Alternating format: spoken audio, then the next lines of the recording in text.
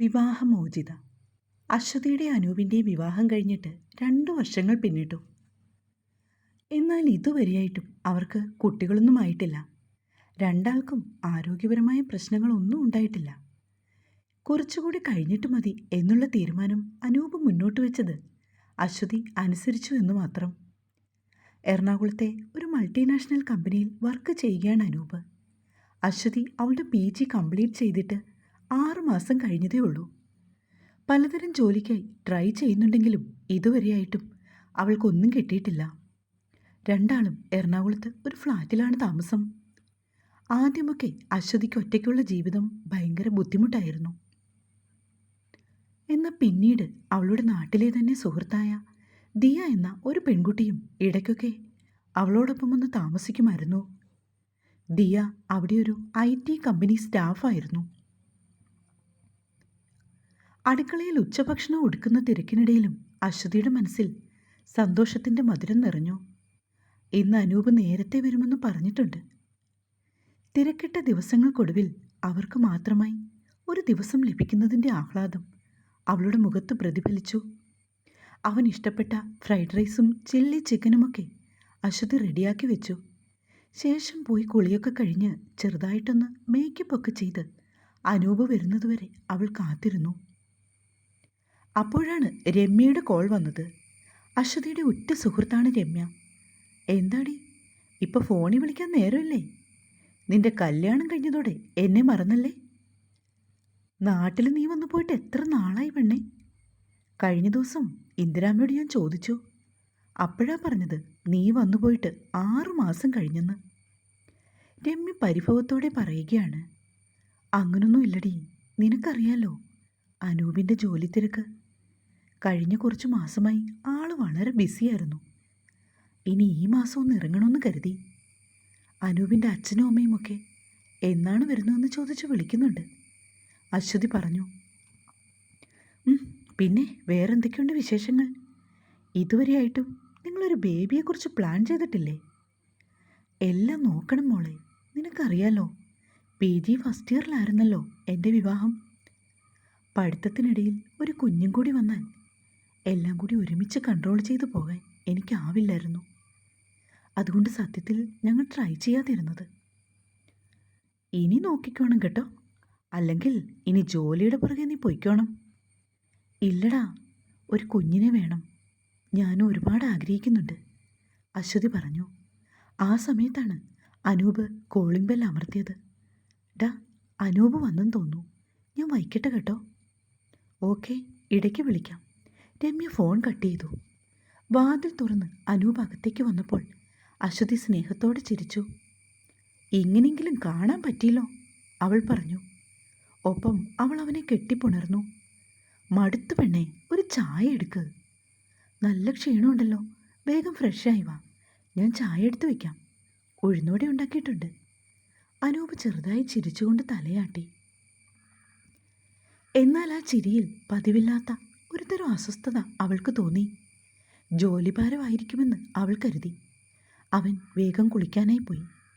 ചായ കുടിച്ചുകൊണ്ടിരുന്നപ്പോഴും അനൂപ് അത്ര കാര്യമായിട്ട് അവളോടൊന്നും സംസാരിച്ചില്ല. പിന്നീട് അശ്വതി വിളക്ക് കത്തിക്കാനും നാമം ജപിക്കാനുമൊക്കെയായി പൂജാമുറിയിലേക്ക് പോയി. ഭക്ഷണം കഴിക്കുന്നതിനിടയിൽ അശ്വതി അനൂപിനോട് സംസാരിക്കാൻ ശ്രമിച്ചു. എങ്കിലും അവൻ്റെ ശ്രദ്ധ ഫോണിലായിരുന്നു. ഇടയ്ക്കിടയ്ക്ക് അവൻ്റെ മുഖത്ത് മിന്നിമറയുന്ന ചിരിയും ഫോണിൽ വരുന്ന മെസ്സേജുകളും അവളെ വല്ലാതെ അലോസരപ്പെടുത്തി.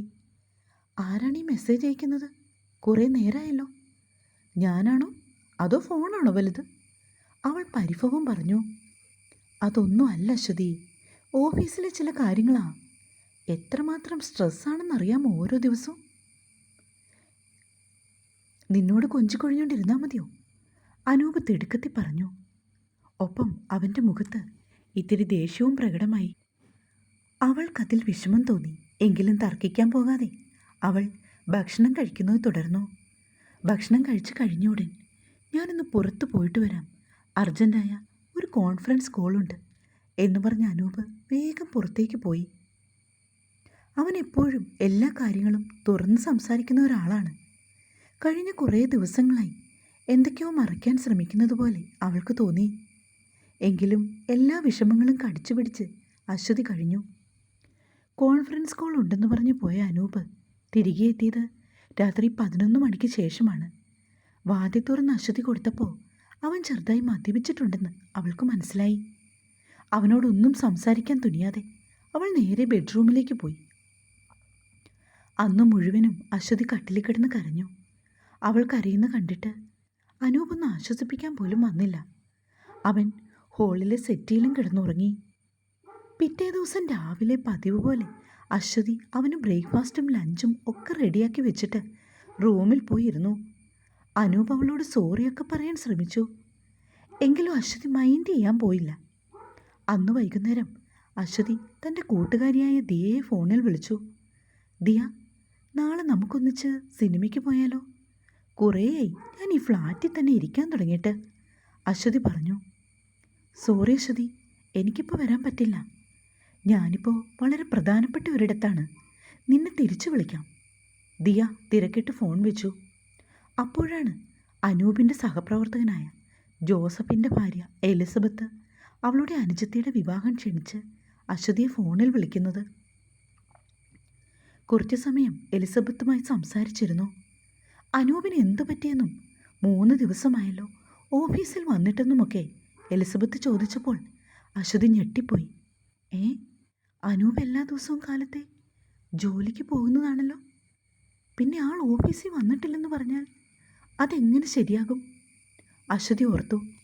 അവനിൽ എന്തൊക്കെയോ കള്ളത്തരങ്ങളുണ്ടെന്നും അവൾ ചിന്തിച്ചു. കൂടുതലൊന്നും പറയാതെ അശ്വതി ആ സംഭാഷണം അവസാനിപ്പിച്ചു. ശേഷം അനൂപിൻ്റെ ഓഫീസിലേക്ക് വിളിച്ചു. അനൂപ് 4 ദിവസമായിട്ട് ഓഫീസിൽ വരുന്നില്ലെന്നും ലീവ് എടുത്തിരിക്കുകയാണെന്നും അവൻ എന്തൊക്കെയോ ആരോഗ്യ പ്രശ്നങ്ങളാണെന്നും ഓഫീസിൽ നിന്നും അറിയാൻ സാധിച്ചു. അശ്വതി ആകെ തകർന്നാണ് അന്ന് ആ വീട്ടിൽ കഴിഞ്ഞുകൂടിയത്. ഇതുപോലെ പതിവ് പോലെ അനൂപ് വൈകുന്നേരം എത്തി. അവനെ ചോദ്യം ചെയ്യാൻ തന്നെ അവൾ മുൻകൂട്ടി തീരുമാനിച്ചിരുന്നു. എങ്ങനെയുണ്ടായിരുന്നു ഇന്ന് ഓഫീസിൽ? സ്ട്രെസ്സ് കുറവുണ്ടോ? ഒന്നും അറിയാത്ത ഭാവത്തിൽ അവൾ അനൂപിനോട് ചോദിച്ചു. എങ്ങനെ കുറയും പെണ്ണേ, ഓഡിറ്റിങ് വരുമോ അടുത്ത മാസം. അതിൻ്റേതായ തിരക്കും പ്രശ്നവും വളരെ ഹാപ്പിയായിട്ട് തന്നെയാണ് അവൻ അവളോട് മറുപടി പറയുന്നത്. ഇന്ന് 11 മണിയായപ്പോൾ ഓഫീസിൽ നിന്നും എന്നെ ഒരാൾ വിളിച്ചു. അനൂപിനെ വിളിച്ചിട്ട് കിട്ടുന്നില്ലെന്നും പനി കുറഞ്ഞോ, ഹോസ്പിറ്റലിൽ പോയിട്ട് എന്തു പറഞ്ഞെന്നും ചോദിച്ചാണ് വിളിച്ചത്. 4 ദിവസമായി അനൂപ് ഓഫീസിലെത്തിയിട്ടെന്ന് അവരെന്നോട് പറഞ്ഞു. 2 കൈകളും മാറിൽ പിണിച്ചുകൊണ്ട് അവൾ അനൂപിനെ ദേഷ്യത്തിൽ നോക്കി. ആര് വിളിച്ചു? ഏത് നമ്പറിൽ നിന്നടി നിന്നെ വിളിച്ചത്? എന്നെ ഒന്ന് കാണിച്ചേ. അവൻ ശബ്ദമുയർത്തി അവളുടെ നേർക്ക് പാഞ്ഞെടുത്തു. അവൻ്റെ ദേഷ്യവും അലർച്ചയും കേട്ട് സത്യത്തിൽ അശ്വതി പേടിച്ചുപോയി. നീ ആരാടി എന്നെ ചോദ്യം ചെയ്യാൻ? എനിക്ക് സൗകര്യമുള്ളിടത്ത് പോകും, ലീവ് എടുക്കും, അതൊക്കെ എൻ്റെ ഇഷ്ടമാണ്. കൂടുതൽ എൻ്റെ നേരെ ഉണ്ടാക്കിക്കൊണ്ട് വന്നാലുണ്ടല്ലോ, കൊന്നു കളയും ഞാൻ. അവൻ അശ്വതിയുടെ കഴുത്തിൽ കുത്തിപ്പിടിച്ചു. ശ്വാസം കിട്ടാതെ കണ്ണ് പുറത്തേക്ക് തള്ളി അവൾ കിടന്ന് കുതറി. നിനക്കുണ്ണാനും ഉടുക്കാനും ഉള്ളത് ഞാൻ കൊണ്ടുവന്ന് തരുന്നുണ്ട്, അത് നോക്കിയാൽ മതി. അല്ലാണ്ട് എൻ്റെ പിന്നാലെ വന്നാലുണ്ടല്ലോ, പരലോകം കാണിക്കും ഞാൻ. അവൻ പറയുന്ന കേട്ട് പൊട്ടിക്കരഞ്ഞുകൊണ്ട് നിൽക്കാനേ ആ പാവം പെൺകുട്ടിക്ക് സാധിച്ചുള്ളൂ. അന്ന് അശ്വതിക്ക് പൂർണ്ണമായി മനസ്സിലായി അനൂപിൻ്റെ സ്വഭാവത്തിൽ മാറ്റങ്ങളുണ്ടെന്നും അവൻ്റെ ഈ പോക്ക് നല്ലതിനല്ലെന്നും എന്നുള്ളത്. അനൂപേ, കഴിഞ്ഞതൊക്കെ കഴിഞ്ഞു. തെറ്റുകൾ ആർക്ക് വേണമെങ്കിലും സംഭവിക്കാം. എല്ലാം ക്ഷമിക്കാനും പൊറുക്കാനും ഞാൻ തയ്യാറാണ്. ഇന്നലെ വരെ അനൂപ് എങ്ങനായിരുന്നുവെന്ന് ഞാൻ ചോദിക്കുന്നുമില്ല. ദയവേ ഇത് ഇനി നമ്മുടെ രണ്ടാളുടെയും ജീവിതത്തിൽ യാതൊരു പ്രശ്നങ്ങളും ഉണ്ടാക്കാൻ ഇടവരരുത്. ഒരുപാട് പ്രതീക്ഷയോടെയാണ് ഞാൻ അനൂപിൻ്റെ ഭാര്യയായി നിന്റെ ജീവിതത്തിലേക്ക് കയറി വന്നത്. നമുക്ക് രണ്ടാൾക്കും സന്തോഷത്തോടെ കഴിയണ്ടേ? ഒരു കുഞ്ഞു വേണ്ടേ നമുക്ക്? ദയവേ ഇത് ഞാൻ പറയുന്ന കേൾക്ക്. അനൂപിൻ്റെ എല്ലാ ചീത്ത സ്വഭാവങ്ങളും മാറ്റണം. അവൾ അവൻ്റെ കാല് പിടിച്ച് യാചിച്ചു. എടി, എനിക്ക് ചീത്ത സ്വഭാവമുണ്ടെന്ന് നിന്നോട് ആരാടി പറഞ്ഞത്? നീ എന്താ കരുതിയത്? ഞാനൊരു പെണ്ണുപിടിയനാണെന്നോ? അങ്ങനൊന്നും അല്ല ഞാൻ അർത്ഥമാക്കിയത്. നമ്മുടെ നല്ലൊരു ജീവിതത്തെ കരുതി ഞാൻ പറഞ്ഞെന്നേ ഉള്ളൂ. അനൂപിനറിയാലോ എൻ്റെ അച്ഛനും അമ്മയും കൂടപ്പിറപ്പും എത്രയോ സ്നേഹത്തോടെയാണ് അനൂപിനെ കാണുന്നത്. അവരുടെയൊക്കെ മുൻപിൽ അനൂപിൻ്റെ സ്ഥാനം എത്രത്തോളം വലുതാണ്. എന്നിട്ട് എന്നോട് ഇങ്ങനെയൊക്കെ അനൂപ് അറിഞ്ഞാൽ എന്നാടി കോപ്പേ? അവർ കൊണ്ടുപോയി കേസ് കൊടുക്കുമോ? എങ്കിൽ കൊടുക്കാൻ പറയടി. അവൻ അവളെ നോക്കി പരിഹസിച്ചു. അനൂപേ, ഇത് ക്രൂരതയാണ്. ഞാൻ ഇക്കാര്യം എൻ്റെ വീട്ടിൽ എല്ലാവരോടും പറയും. നീ പറയടി, എന്നിട്ടാവാം ബാക്കി. തൻ്റെ കാലിൽ കെട്ടിപ്പിടിച്ച് കരയുന്ന അവളെ തൊഴിച്ചു മാറ്റിയതിന് ശേഷം അവൻ മുറിയിൽ നിന്നും ഇറങ്ങിപ്പോയി. അശ്വതി ചങ്കുപൊട്ടി കരഞ്ഞുകൊണ്ട് കിടന്നപ്പോൾ രമ്യയുടെ ഫോൺ കോൾ വരുന്നത്. ആദ്യമൊന്നും അവൾ ഫോണെടുത്തില്ല. പിന്നീട് ചിന്തിച്ചു, ഇപ്പോഴൊക്കെ വാർത്തകളിൽ വരുന്നത് പോലെ അനൂപ് തന്നെ കൊന്നുകളഞ്ഞാൽ വീട്ടുകാരിതൊന്നും ഒരിക്കലും അറിയില്ലല്ലോ എന്ന്. അതുകൊണ്ട് അവൾ കാര്യങ്ങളെല്ലാം രമ്യയോട് തുറന്നു പറയാൻ തീരുമാനിച്ചു. ഹലോ രമ്യ. കരഞ്ഞുകൊണ്ട് അവൾ രമ്യയെ ഉറക്കെ വിളിച്ചു. ശേഷം നടന്നതൊക്കെ അവളോട് പറഞ്ഞു. അശ്വതി, നീ ഒന്നുകൊണ്ട് വിഷമിക്കണ്ട. ഈ രാത്രി തന്നെ ഞാൻ ഇവിടുന്ന് പുറപ്പെടുവാം. നീ സേഫായിട്ട് റൂമിൽ കയറി വാതിലടച്ച് കുറ്റിയിട്ടിരുന്നോണം. അവൻ വന്ന് വിളിച്ചാൽ ഒരു കാരണവശാലും തുറക്കരുത്. എന്തെങ്കിലും പ്രശ്നമുണ്ടായാൽ നീ ഉടനെ തന്നെ പോലീസ് സ്റ്റേഷനിൽ വിവരം അറിയിക്കണം. ആ ഫ്ലാറ്റിലെ മറ്റാരുടെയെങ്കിലും നമ്പർ അറിയാമെങ്കിൽ നീ അതൊന്ന് ശ്രദ്ധിച്ച് കരുതിയിരുന്നോണം. അശ്വതിക്ക് വേണ്ട നിർദ്ദേശങ്ങളൊക്കെ കൊടുത്തിട്ട് രമ്യ അവളുടെ ഭർത്താവിനെയും കൂട്ടി വീട്ടിൽ നിന്നിറങ്ങി. അശ്വതി രമ്യ പറഞ്ഞതുപോലെ തന്നെ അനുസരിച്ചു. തൻ്റെ ബാഗിലേക്ക് അവളുടെ സർട്ടിഫിക്കറ്റുകളും ATM കാർഡും സ്വർണവും ഒക്കെ എടുത്തു വെച്ചു. എന്നിട്ട് മുറിയിൽ കയറി വാതിലടച്ച് ലോക്ക് ചെയ്തു. പാതിരാത്രിയിൽ എപ്പോഴോ അനൂപ് വന്ന് കോളിംഗ് ബെൽ അമർത്തി. എന്നാൽ അശ്വതി വാതിൽ തുറന്നില്ല. അവൾ എന്തെങ്കിലും അവിവേകം കാണിച്ചോ എന്ന് അവൻ ഭയന്നു. അടുത്ത ഫ്ലാറ്റിൽ താമസിക്കുന്നവരെ ഒക്കെ വിളിച്ചുകൂട്ടി. എല്ലാവരും ചേർന്ന് വാതിലിൽ ആഞ്ഞു കൊട്ടിയപ്പോൾ അശ്വതി രമ്യയെ വിളിച്ച് കാര്യം പറഞ്ഞു. നീ വാതിൽ തുറക്ക്, എന്നിട്ട് അവൻ്റെ കാര്യങ്ങൾ അവിടെ എല്ലാവരോടും പറയണം. ആളുകളൊക്കെ അറിയട്ടെ. രമ്യ, എനിക്ക് സത്യത്തിൽ പേടിയാടി. കയ്യും കാലും ഒക്കെ വിറയ്ക്കുവാ. നീ പേടിക്കൊന്നും വേണ്ട, ധൈര്യമായിട്ട് ഇറങ്ങിച്ചെല്ല്. നിന്നെ ചതിച്ചവനെ നീ ഒരിക്കലും വെറുതെ വിടരുത്. നിന്നെ വളർത്തി വലുതാക്കി ഇത്രയും സ്ത്രീധനവും കൊടുത്ത് കെട്ടിച്ചയച്ചിട്ട് ഇവൻ കാണിച്ചത് വെറും തന്തയില്ലാഴികയല്ലേടി. ഇവനെ വെറുതെ വിടരുത്. നിയമത്തിൻ്റെ മുൻപിൽ ഇവനെ കൊണ്ടുവരണം. ഇവനെ മാത്രമല്ല, ഇവൻ്റെ കൂടെ ഏതവളാണോ ഉള്ളത് അവളെ കൂടി. പറയുമ്പോൾ രമ്യയുടെ വാക്കുകളിൽ രോഷം നിറഞ്ഞു. അവൾ പറഞ്ഞതുപോലെ തന്നെ അക്ഷരം പ്രതി അശ്വതി അനുസരിച്ചു. എന്നാൽ ആ പാവം പെൺകുട്ടിയുടെ കയ്യിൽ തെളിവുകളില്ലായിരുന്നു. അശ്വതി കുറച്ച് ദിവസമായി ഡിപ്രഷനിലാണെന്നും അവളുടെ മൂഡ് സ്വിംഗ് കൊണ്ട് ഇങ്ങനെയൊക്കെ വിളിച്ചു പറയുന്നതാണെന്നും പറഞ്ഞ് അനൂപ് അശ്വതിയെ ആശ്വസിപ്പിച്ച് മുറിയിലേക്ക് കയറ്റിക്കൊണ്ടു പോകാൻ ശ്രമിച്ചു. എന്നാൽ അവൻ്റെ കൈ തട്ടി മാറ്റിയിട്ട് തൊട്ടടുത്ത ഫ്ലാറ്റിൽ താമസിക്കുന്ന ഒരു ഫാമിലിയുടെ വീട്ടിൽ അശ്വതി അഭയം പ്രാപിച്ചു. അന്ന് രാത്രി തന്നെ രമ്യയും അവളുടെ ഭർത്താവ് വൈശാഖും കൂടി വന്ന് അശ്വതിയെ നാട്ടിലേക്ക് കൂട്ടിക്കൊണ്ടുവന്നു. കാര്യങ്ങളൊക്കെ അറിഞ്ഞതും അശ്വതിയുടെ അച്ഛനും അമ്മയും ചങ്ക് പൊട്ടിക്കരഞ്ഞു. യാതൊരു കാരണവശാലും അവൻ്റെ കൂടെയുള്ള ജീവിതം ഇനി വേണ്ടെന്ന് പറഞ്ഞ് ആ അച്ഛനും അമ്മയും അവളെ ചേർത്ത് പിടിച്ചു. ഒപ്പം അനൂപിൻ്റെ വീട്ടിലും അവർ ഈ വിവരങ്ങളൊക്കെ ധരിപ്പിച്ചു. അടുത്ത ദിവസം തന്നെ നല്ലൊരു വക്കീലിൻ്റെ അടുത്ത് പോയി അവർ അനൂപിനെതിരെ കേസ് ഫയൽ ചെയ്തു. അശ്വതിയുടെ ഭർത്താവ് വൈശാഖ് അവൻ്റെ കൂട്ടുകാരനായ ഒരു പോലീസ് ഓഫീസറെ വെച്ച് അനൂപിനെക്കുറിച്ച് അന്വേഷിക്കാൻ തീരുമാനിച്ചു. ഒരു ദിവസം അശ്വതി അവളുടെ അമ്മയോട് അച്ഛനോടും ഒപ്പം സംസാരിച്ച് ഉമ്മറത്തിരിക്കുകയാണ്. ആ സമയത്താണ് രമ്യയും വൈശാഖും അവിടേക്ക് വന്നത്. രമ്യ അശ്വതിയെയും കൂട്ടി അവളുടെ മുറിയിലേക്ക് പോയി. എനിക്ക് നിന്നോടൊരു കാര്യം പറയാനുണ്ട്. നീ ഏത് രീതിയിൽ എടുക്കുമെന്ന് എനിക്കറിയില്ല, എന്നാലും പറയാണ്ട് പറ്റില്ലല്ലോ. രമ്യ പറയുന്ന കേട്ട് അശ്വതി അവളുടെ മുഖത്തേക്ക് നോക്കി. നീ വിഷമിക്കരുത്, കരയുകയും ചെയ്യരുത്, എനിക്ക് വാക്ക് തരണം. രമ്യ വലതു കൈ അശ്വതിയുടെ നേർക്ക് നീട്ടി. വിറയലോടെ അശ്വതി തിരിച്ച് അവളുടെ കയ്യിൽ തൻ്റെ കൈ ചേർത്ത് വെച്ചു. നിനക്ക് വിശ്വാസമാകുമോയെന്ന് എനിക്കറിയില്ല അശ്വതി, പക്ഷേ നിന്റെ ഭർത്താവ് അനൂപ് നമ്മുടെ കൂട്ടുകാരിയായ ദിയയുമായി അടുപ്പത്തിലാണ്. അവൻ്റെ ജോലി തിരക്കുകൾ പലതും അവളുമായി കറങ്ങാൻ പോകുന്നതാണ്. അശ്വതിക്ക് ആ വാക്കുകൾ വിശ്വസിക്കാൻ കഴിഞ്ഞില്ല.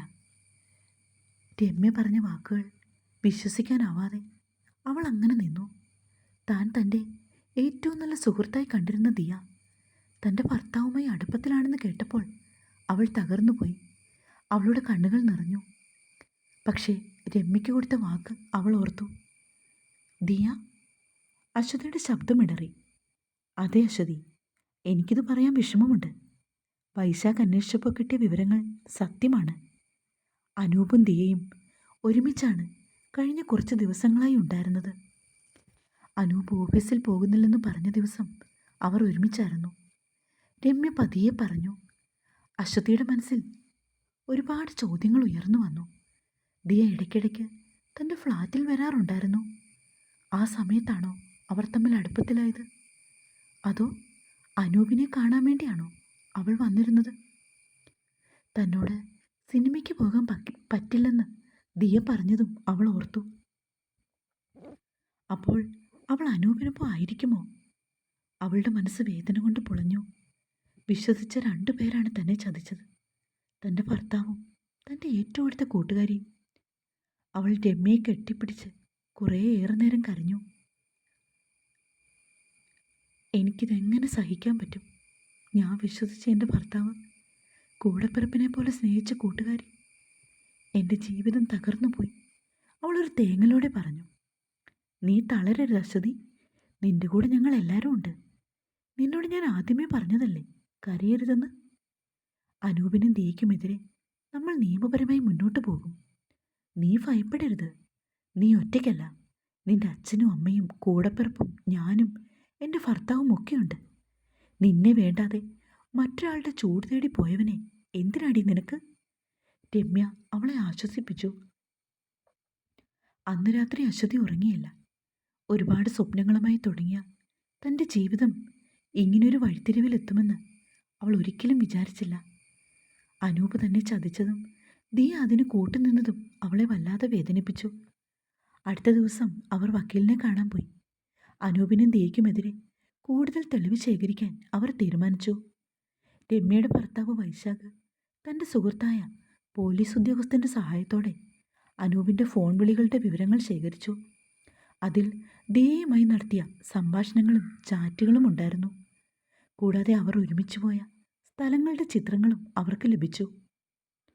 തെളിവുകൾ അശ്വതിയുടെ കുടുംബത്തെ ഞെട്ടിച്ചു. അവർക്ക് അനൂപിനെതിരെ വ്യക്തമായ തെളിവുകളുണ്ടെന്ന് വക്കീൽ ഉറപ്പിച്ചു പറഞ്ഞു. ഒരു ദിവസം അശ്വതി ദിയയെ നേരിട്ട് കാണാൻ തീരുമാനിച്ചു. കാര്യങ്ങളെല്ലാം രമ്യയോട് പറഞ്ഞപ്പോൾ ആദ്യം അവൾ പിന്തിരിപ്പിക്കാൻ ശ്രമിച്ചു. അശ്വതി, എന്തിനാ നീ ഇപ്പോൾ അവിടെ വീണ്ടും പോയി പ്രശ്നം ഉണ്ടാക്കുന്നത്? അവളതിന് അർഹയല്ല, രമ്യ പറഞ്ഞു. ഇല്ല രമ്യ, എനിക്കവളെ നേരിട്ട് കാണണം. അവളോട് എനിക്കൊരുപാട് കാര്യം ചോദിച്ചറിയണം, അശ്വതി ദൃഢനിശ്ചയത്തോടെ പറഞ്ഞു. അശ്വതി തനിച്ചാണ് ദിയയുടെ ഫ്ലാറ്റിലേക്ക് പോയത്. കോളിംഗ് ബെൽ അമർത്തി അവൾ കാത്തുനിന്നു. വാതിൽ തുറന്ന ദിയ അപ്രതീക്ഷിതമായി അശ്വതിയെ കണ്ടപ്പോൾ ഒന്ന് ഞെട്ടി. അവളുടെ മുഖത്ത് കുറ്റബോധം നിഴലിച്ചു. അശ്വതി, നീ? ദിയയുടെ ശബ്ദം ഇടറി. അതെ, ഞാനാണ് നിന്റെ കൂട്ടുകാരി അശ്വതി. നീ എന്നെ മറന്നില്ലല്ലേടി? അശ്വതിയുടെ ശബ്ദം കനത്തു. നീ എന്തിനാടി എന്നെ ചതിച്ചത്? ഞാൻ നിന്നെ എത്രമാത്രം വിശ്വസിച്ചിരുന്നു. എൻ്റെ വീട്ടിൽ, എൻ്റെ ജീവിതത്തിൽ ഞാൻ നിനക്കൊരു സ്ഥാനം നൽകി. എൻ്റെ കൂടപ്പിറപ്പിനെ പോലെ കണ്ട് വിശ്വസിച്ചു. എന്നിട്ട് നീ? ദിയ ഒന്നും മിണ്ടാതെ തലകുനിച്ചു നിന്നു. അവളുടെ മൗനം അശ്വതിയെ ദേഷ്യം വർദ്ധിപ്പിച്ചു. മിണ്ടാതെ നിൽക്കാതെ മറുപടി പറയടി, അശ്വതി അലറി. അശ്വതി, എനിക്കറിയില്ല, അത് സംഭവിച്ചു പോയി. സോറി, ദിയ പതുക്കെ പറഞ്ഞു. അവളുടെ മറുപടി അശ്വതിയുടെ ഉള്ളിലെ തീയെ ആളിക്കത്തിച്ചു. അവൾ ദിയയുടെ അടുത്തേക്ക് പാഞ്ഞെടുത്തു. അവൾ പ്രതീക്ഷിക്കാതെ അശ്വതി ദിയയുടെ ചെവിക്കലിനിട്ട് ആഞ്ഞൊരടി കൊടുത്തു. ഒന്നും ആയിട്ടില്ല. നിനക്കും എൻ്റെ ഭർത്താവെന്ന് പറഞ്ഞ ചെറ്റയ്ക്കുമുള്ള മറുപടി സാക്ഷാൽ ഈശ്വരൻ തരും, വൈകാതെ തന്നെ, അശ്വതി പറഞ്ഞു. അടിയുടെ ആഘാതത്തിൽ ദിയയുടെ കവളിൽ 5 വിരലടയാളങ്ങൾ പതിഞ്ഞു. അവൾ തലകുനിച്ച് നിന്നു. അശ്വതി വെട്ടിത്തിരിഞ്ഞ് താഴേക്കിറങ്ങിപ്പോയി. നിയമപരമായി മുന്നോട്ടു പോകാൻ അശ്വതി ധൈര്യത്തോടെ തീരുമാനമെടുത്തു. രമ്യയോട് അശ്വതിക്ക് ഒരുപാട് നന്ദിയുണ്ടായിരുന്നു. തൻ്റെ വിഷമഘട്ടത്തിൽ രമ്യയും വൈശാഖും ഒപ്പം നിന്നില്ലായിരുന്നുവെങ്കിൽ താൻ തകർന്നു പോകുമായിരുന്നുവെന്ന് അവൾക്ക് മനസ്സിലായി. കേസ് കോടതിയിലെത്തി. അനൂപിനും ദിയയ്ക്കുമെതിരെ ശക്തമായ തെളിവുകൾ അശ്വതിയുടെ വക്കീൽ ഹാജരാക്കി. അനൂപ് എല്ലാ ആരോപണങ്ങളും നിഷേധിച്ചു. എങ്കിലും തെളിവുകളുടെ മുന്നിൽ അവനൊന്നും പറയാൻ കഴിഞ്ഞില്ല. വിവാഹമോചന കേസിൽ അശ്വതിക്ക് അനുകൂലമായ വിധി വന്നു. അനൂപിൽ നിന്നും അവൾക്ക് നഷ്ടപരിഹാരം ലഭിച്ചു. ഈ സംഭവങ്ങൾ അവളെ ഒരുപാട് വേദനിപ്പിച്ചെങ്കിലും അവൾ തളരാതെ മുന്നോട്ടു പോകാൻ തീരുമാനിച്ചു. പിന്നീട് അശ്വതി ജോലിക്കുള്ള തയ്യാറെടുപ്പുകളാണ്. അവളിപ്പോൾ പഴയതിനേക്കാൾ കൂടുതൽ ആത്മവിശ്വാസത്തിലാണ്. തൻ്റെ ജീവിതം ഇനി എങ്ങനെ മുന്നോട്ട് കൊണ്ടുപോകുമെന്ന് അവൾക്ക് വ്യക്തമായി അറിയാമായിരുന്നു. പഴയ ചതിയുടെ ഓർമ്മകളെ മനസ്സിൽ നിന്നും മായ്ച്ചു കളഞ്ഞുകൊണ്ട് അവൾ പുതിയൊരു നാളേക്കായി കാത്തിരുന്നു. അവസാനിച്ചു. Written by Mithravinda.